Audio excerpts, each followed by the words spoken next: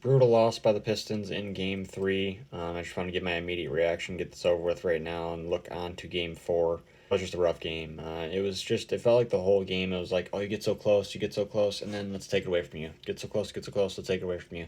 It's like they kept getting close, and they just couldn't get over the hump. It was just a bad game out of Beasley again, which you just can't have. It was a terrible game out of Tobias Harris. Jalen Duren was not very good defensively, and he had foul trouble the whole game. Really, those three players, Duren, Beasley, and Tobias Harris, just didn't really show up tonight. I mean, Duren did okay on offense, but he just wasn't anything special on defense. He had a couple decent plays, and then Beasley just shot terribly. Tobias shot terribly, and he just was in foul trouble and just I don't think he had his head in it. He just never settled down. He never calmed down and got into the game. And I don't even think really. I mean, Cade had some good stats, but I don't even think Cade had his best game. He turned the ball over too much. He didn't shoot a good clip. Other than that, Tim Hardaway Jr. had a great game. Paul Reed played his heart out. I love Paul Reed. Plays awesome defense. He hustles no matter what. He saves so many possessions for us. I love to watch him play. He's a great player. He deserves playing time. We do need Isaiah Stewart back, though. I think if you could still play Paul Reed, give him some minutes. He provides some great minutes. But we need Isaiah Stewart back. He provides so much energy and fire for the team, and he's just great defensively to help supplement the defense with Duren's subpar defense that he usually has. Dennis Schroeder had another great game. He had some good defensive plays. He also had some bad defensive plays where he couldn't guard Jalen Brunson driving to the hole. That's just not his game. He's not physical enough to guard him going to the hole. That's okay, I guess. That's just not his game. He's pretty feisty out on the perimeter and decent defender out there, but down in the paint, he's just not going to be able to guard anyone. But shooting wise, offensive wise, he did great. It was really him and Tim Hardaway Jr.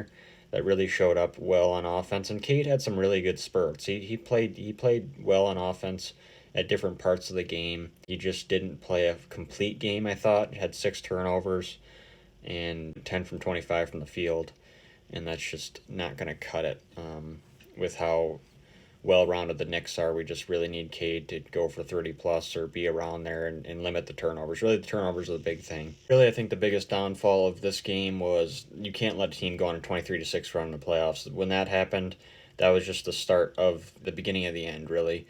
You just can't be playing from behind all game, and that's basically what happened after that run happened. So you just can't let those runs up. That's where their youth really shows, is those moments where they just can't handle a big run that a team's going on. You really need the vets to step up and stop the bleeding, and they just couldn't do it. And that just led to a terrible demise for the rest of the game. Really, they played from behind. They just couldn't catch up for the rest of the game. So they just can't let those big runs happen. They got to be able to call timeouts. Someone's got to make a big shot, make a big defensive play, do something to stop the momentum. Okay, going on to Game 4, I want to try to make this as short as possible. It's a must-win game.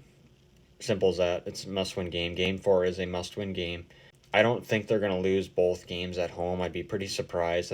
I think the crowd at LCA was actually pretty good tonight. It sounded like it was pretty loud, so I think that helped them out at some points during the game.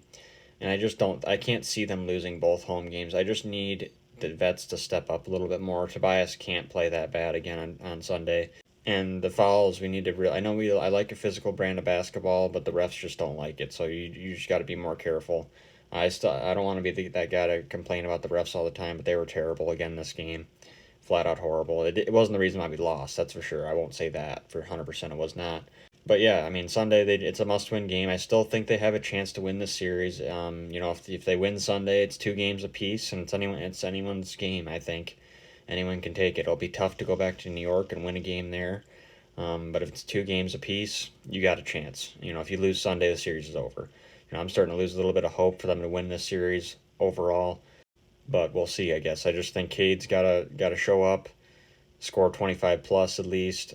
Beasley's got to play better. You just need an all around effort to win this game and win this series.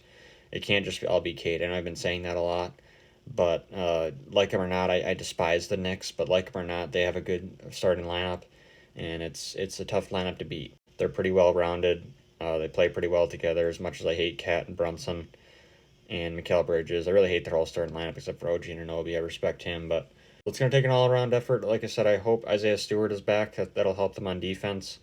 But not much else to say.